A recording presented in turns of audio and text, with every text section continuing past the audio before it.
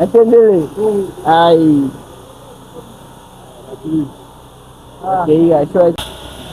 Et le prévenu Chimboy, Kabo et Timothée. Le tribunal militaire de garnison, siégeant en matière répressive au premier degré, en procédure de flagrance, en chambre foraine, dans la commune d'Endjili, quartier 7, dans l'enceinte du bureau de la police nationale, district de la Tchangou. Rend séjour le jeudi 7e jour du mois de mai de l'an 2026, le jugement dont la teneur suit. En cause de l'auditeur militaire ministère public et le parti civil contre le prévenu mieux identifié dans les dossiers. Vu la présentation des prévenus en procédure de flagrance à l'audience, à la première audience à laquelle ils ont été appelés à comparaître, après leur identification, le prévenu assisté de leur conseil. Le parti civil ont comparé et se sont conformés à la loi en consignant le frais, à savoir messieurs Mankou Matata et madame Mankou Karine. Vu la comparution des prévenus, assistés de leurs conseils respectifs. Vu la promesse de l'accusation de déposer la liste des témoins comme toutes les parties, vu le dépôt de l'arme par l'organe de la loi, ainsi que de quelques PV,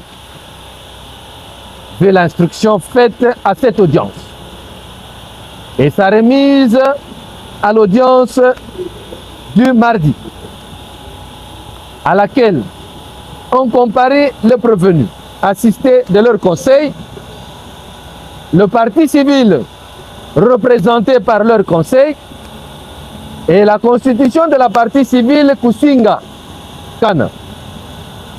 Vu la comparution de renseignants des parties prévenus et l'audition d'un seul prévenu à cette audience et la remise à l'audience du mercredi 6 mai pour la poursuite de l'instruction et la comparution des différents renseignants. À cette audience du mercredi, on comparé les autres renseignants, dont le renseignant des prévenus cité par le prévenu et la renseignante citée par le parti civil.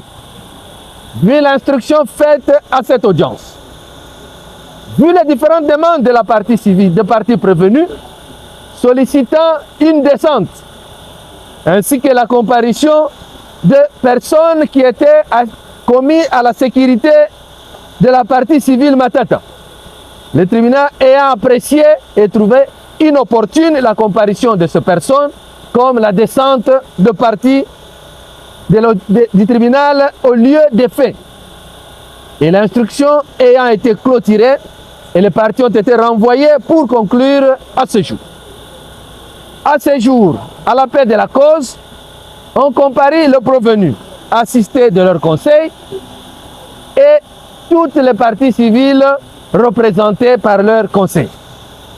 Prenant la parole, les parties civiles Mankou, Christian et Karine par leur conseil, tendant à circonscrire les faits, dont soutenant que le fait remonte du 26 avril 2026, passé dans l'église dont le prévenu avait été invité au quartier Monkali dans la commune de Kimbanseke, où il a été invité dans une communauté de frères des églises de Branham afin de prêcher comme dans ses habitudes, et que cette partie civile qui avait été informé de cette campagne, avait pris toutes les précautions pour assister à ces cultes afin de pouvoir approcher les prévenus qui autrefois, auteur de la mort des 2 de leurs membres de famille, s'étaient évadés de manière spectaculaire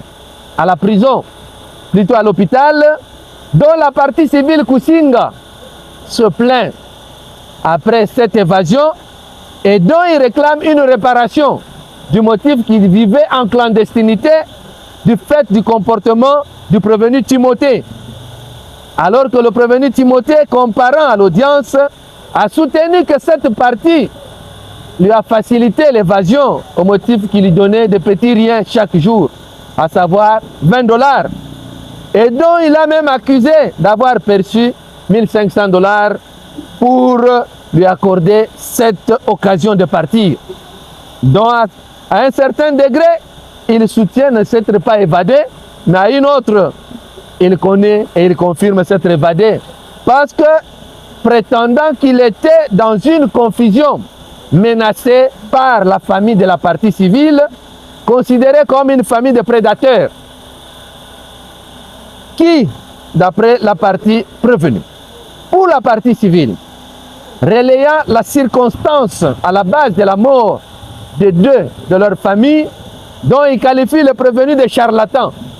Au lieu de faire le ministère des pasteurs, s'est permis de faire le ministère des charlatans et causant la mort de 2 de leur famille.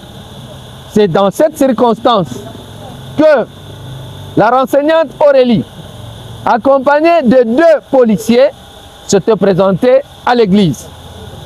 Pendant que le prévenu Timothée prêchait et a crié à l'endroit du prévenu en s'adressant aux 2 policiers pour maîtriser cette personne de Timothée qui est prévenue. Devant ces cris d'alerte de policiers, le prévenu alertera le prévenu Capita qui a été commissionné pour une mission précise, celui de maîtriser tout celui qui se présentera devant lui. En tout cas, usera de toute éventualité pour maîtriser quiconque. C'est dans cette circonstance que ce dernier interpellera le prévenu Capita en lui donnant l'ordre de tirer.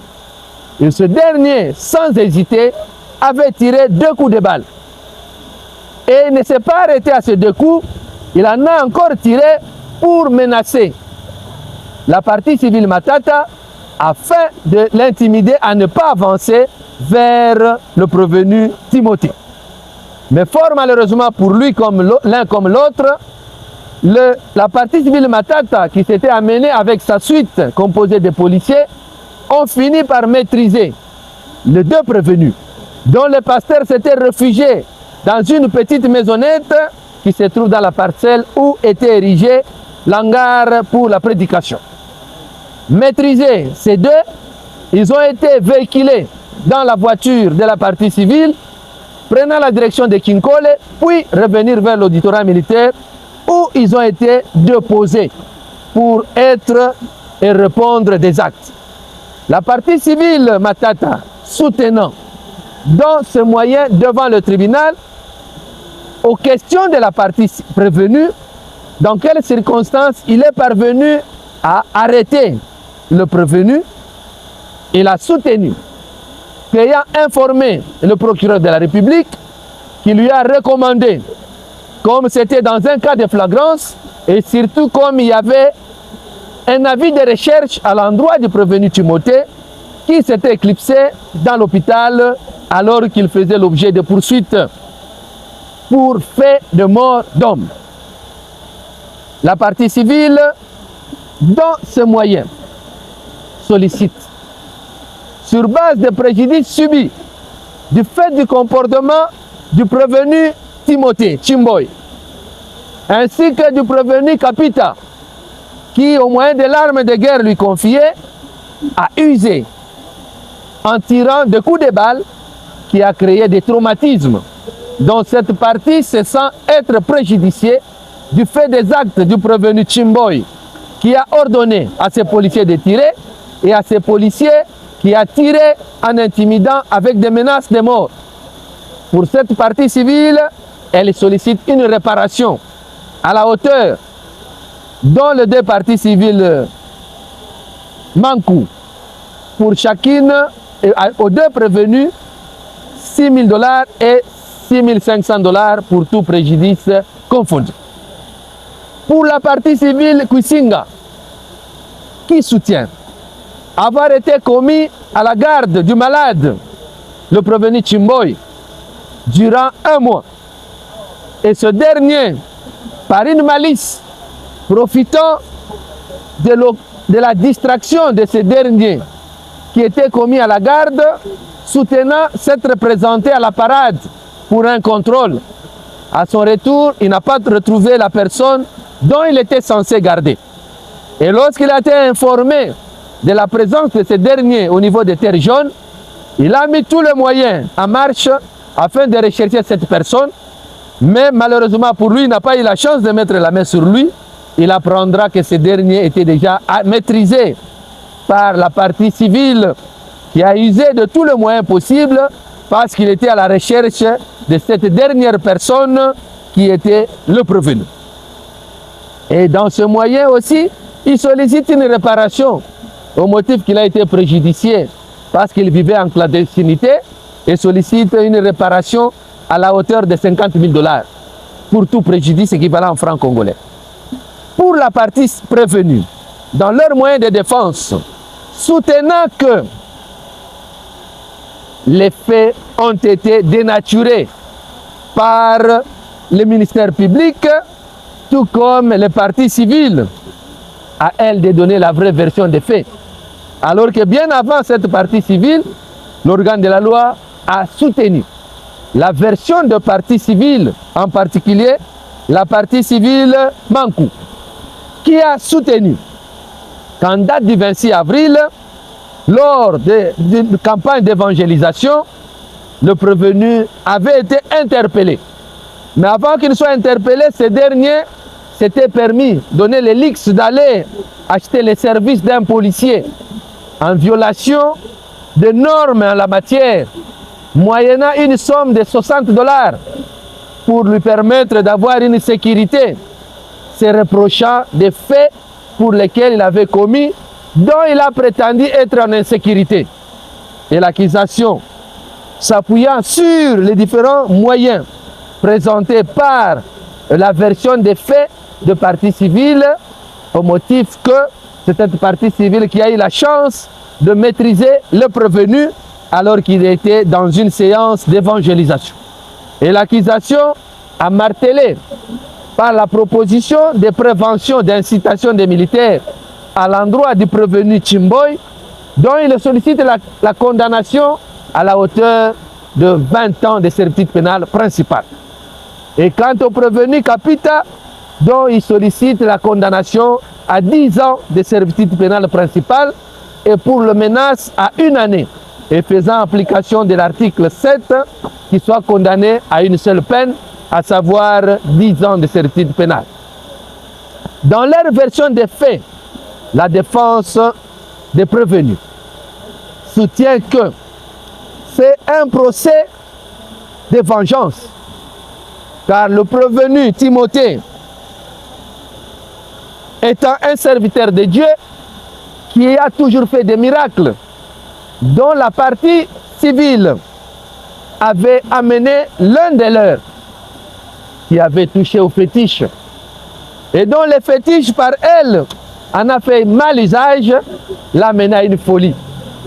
Et l'ayant amené devant l'homme de Dieu, qui est un homme de Dieu, qui est l'œuvre de grands miracles, avait fait son œuvre, son ministère, et avait guéri cette dernière. Mais fort malheureusement, comme l'a soutenu la partie défense, en prenant référence à la Bible, que lorsque les démons sont chassés, si on ne respecte pas les instructions des hommes de Dieu, les démons vont revenir plus de 7 fois. C'est dans cette circonstance que cette partie, la famille de la partie civile, s'est vue encore être envahie par des démons et qu'elle est encore retombée dans sa situation et que le pasteur ne pouvait plus rien faire pour elle elle en a succombé. Non pas du fait des actes du prévenu, mais d'une mort naturelle.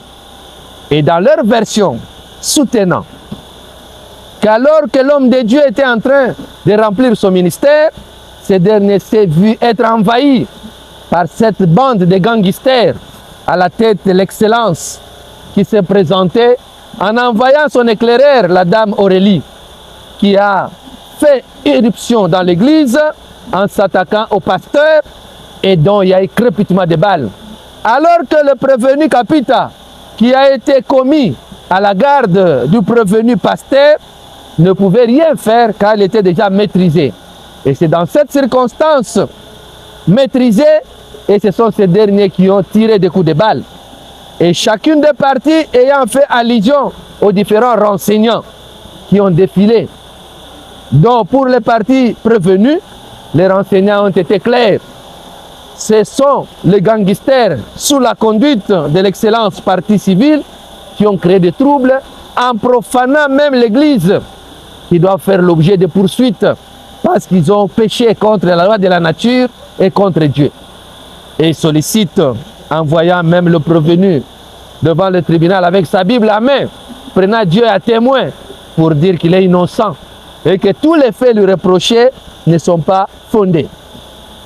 Le tribunal ayant entendu les différents renseignants qui ont défilé, dont chacun a donné sa version des faits et chacun a soutenu ce qu'il a vu et ce qu'il a entendu. L'accusation, après instruction, le tribunal a retenu la prévention d'incitation des militaires à charge du prévenu Chimboy. La dissipation des munitions de guerre, la prévention d'incitation prévue et punie par l'article 88 du Code pénal militaire, la dissipation des munitions de guerre retenue à charge du prévenu Capita, prévue et punie par l'article 74 du Code pénal militaire, et l'infraction de menace d'attentat prévue par les articles 159 et 160 du Code pénal ordinaire, livre 2e.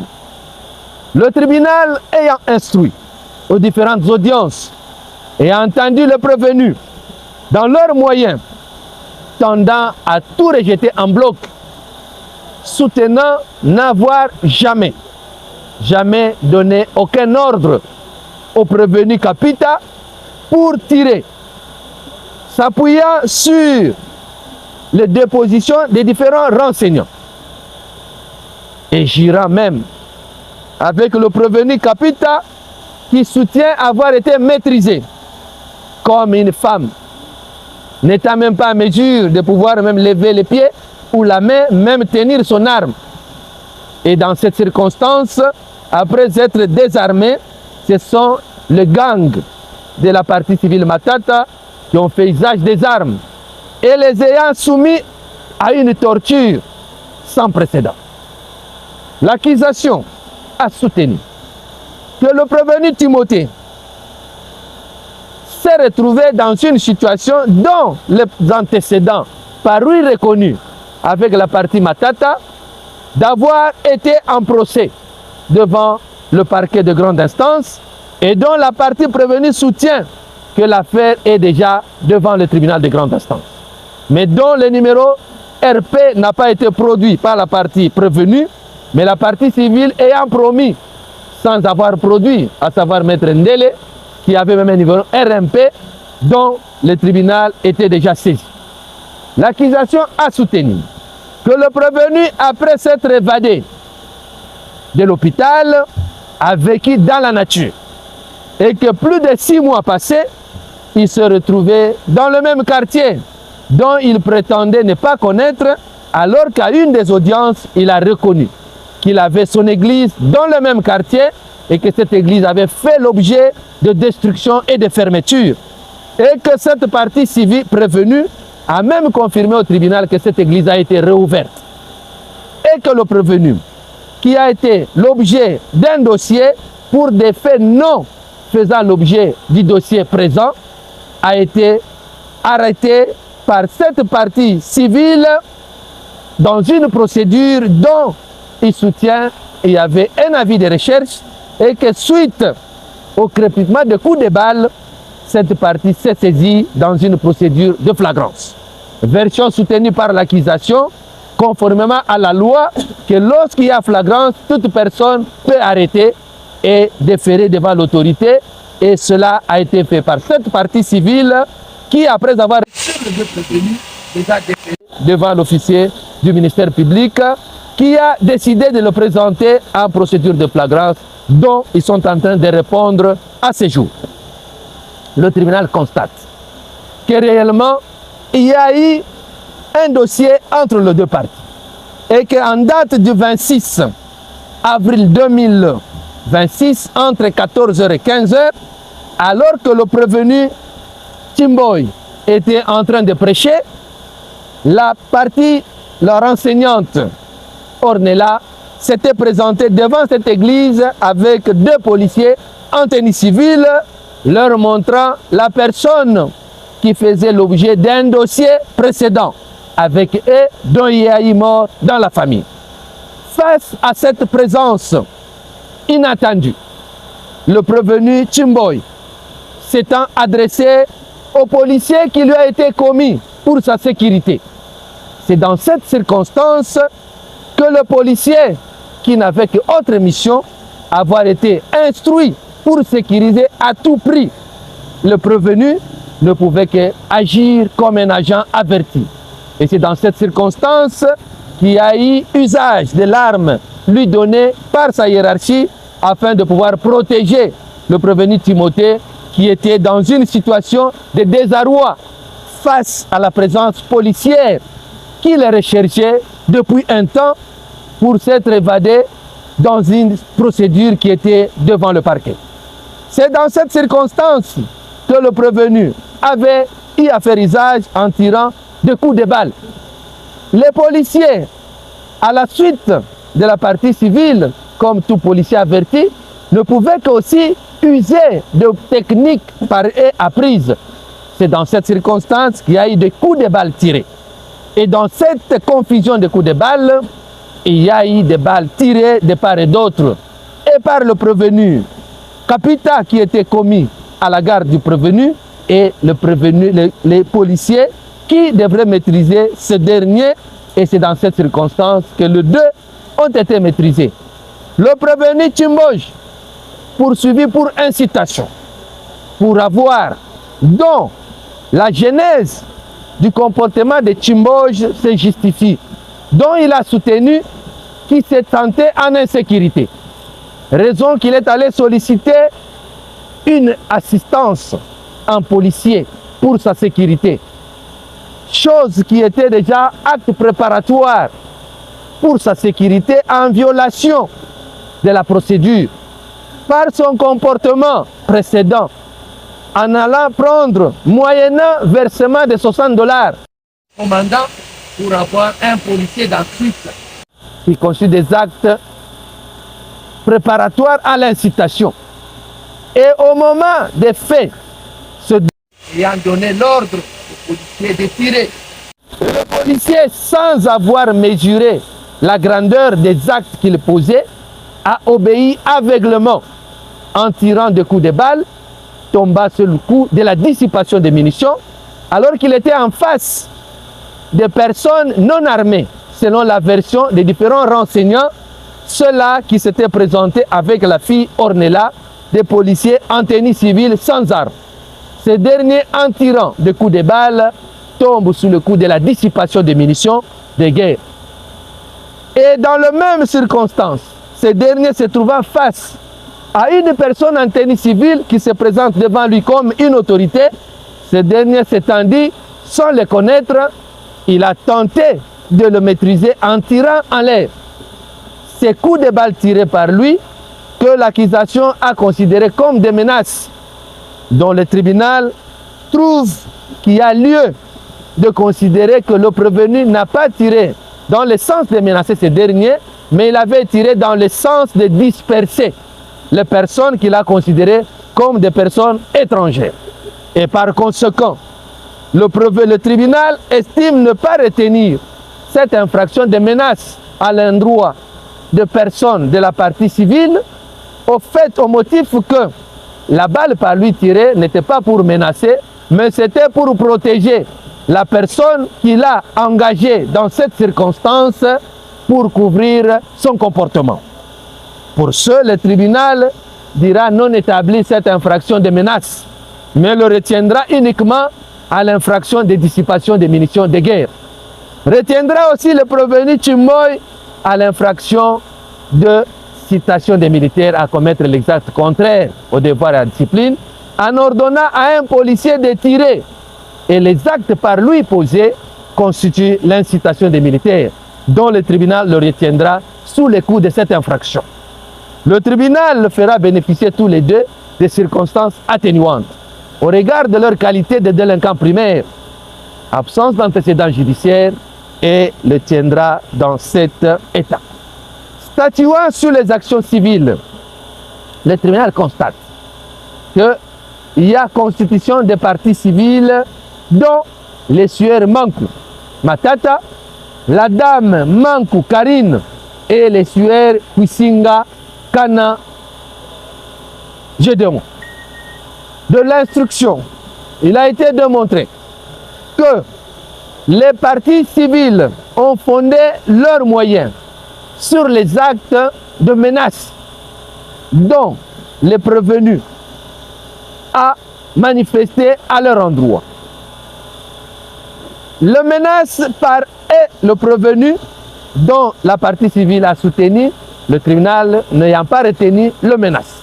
Mais néanmoins, le tribunal a retenu les traumatismes causés par les balles tirées du fait du prévenu Matata et du fait de l'incitation du prévenu, dont les actes de traumatisme constituent un préjudice causé par les deux prévenus. L'un par l'incitation, l'autre par les balles tirées en incitation. Ainsi, dira l'action de parti civil uniquement Mankou Matata fondée du fait du traumatisme subi, néanmoins mettant l'État congolais hors cause parce que n'ayant pas été invité dans cette affaire. Quant à l'action civile de la partie civile Kwisinga, le tribunal estime que par rapport au fait, il n'y a rien qui a trait à l'infraction dont la procédure de flagrance l'en déboutera par conséquent. Statuant sur l'action reconventionnelle, le tribunal aurait dû la déclarer recevable, mais la consignation n'a pas été à la hauteur de ce qui est prévu comme montant, et par le fait que les faits par eux posés a créé un préjudice, l'en déboutera aussi par ce motif.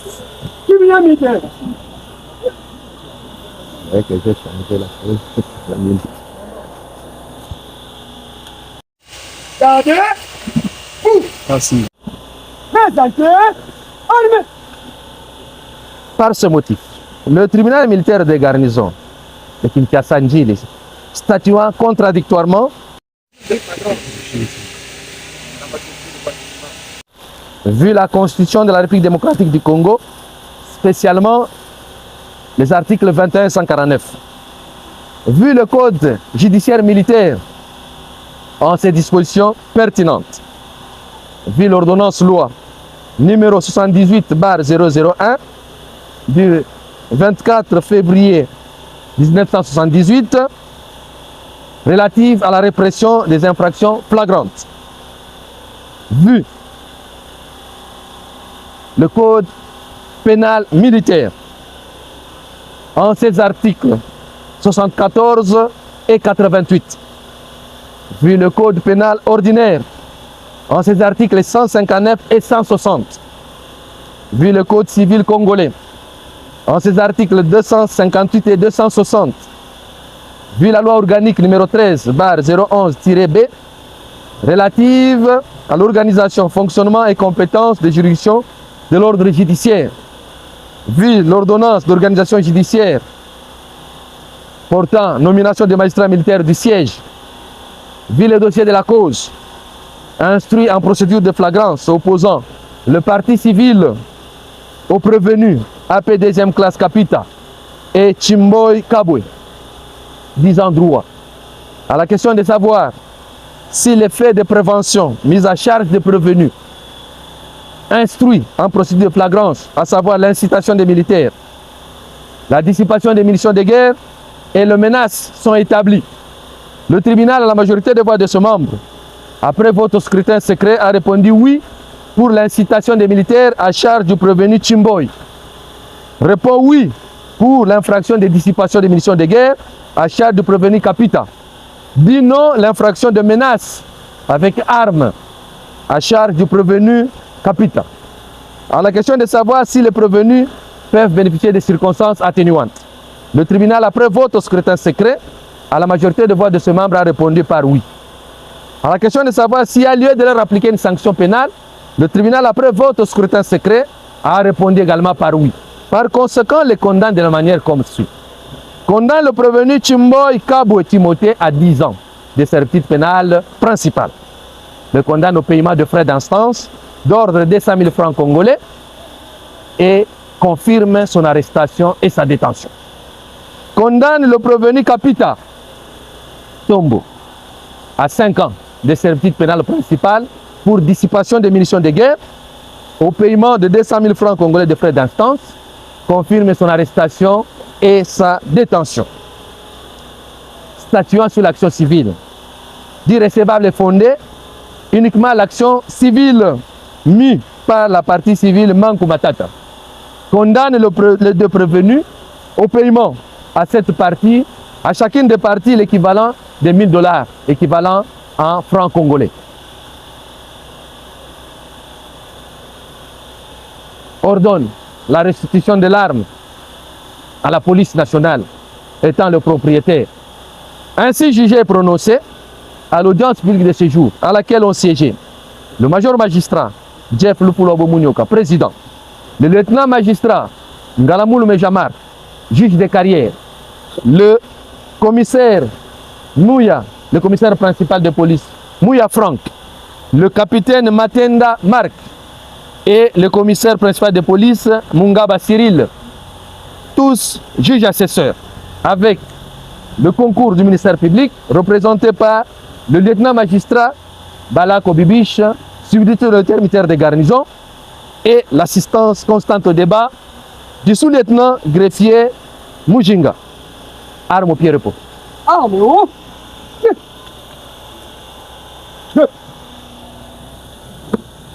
Voilà. Ma partie, bauti kolanda décision en tribunal. Tribunal est outi kokata likambo. Ministère Pikasenga qui 20 ans, 10 ans, mais tribunal n'a sambisi. Le monde qui a sur le Makambouana et Salamaki. Sur les 3 préventions retenues, Moko on les a retenues, Moko, tribunal a estimé non établi. Par conséquent, le tribunal a condamné Pasteur à 10 ans, Kapita à 5 ans, na frais d'instance. Quant au parti civil, le tribunal a retenu parti civil Moko, de Bafé, et a établi, Bakofutaye, Mutunamutu, 1 000 $. Il y a dommage à intérêt. Ce qui vous s'appelle la décision du tribunal était 5 jours et PC Melibino pour que vous soyez la recours. Plus rien n'étant au rôle, l'audience de ce jour est levée. Tribunal militaire. Gardez, vous, portez, armez. Immobile. Monsieur le président du tribunal militaire de Ganzo et Chassanchi, mon major, l'audience de ce jour est levée. La séance est levée. Le condamné sur la disposition du ministère public. Félicitations pour votre prestation. Arme au pied repos. Ah, vous êtes mon major.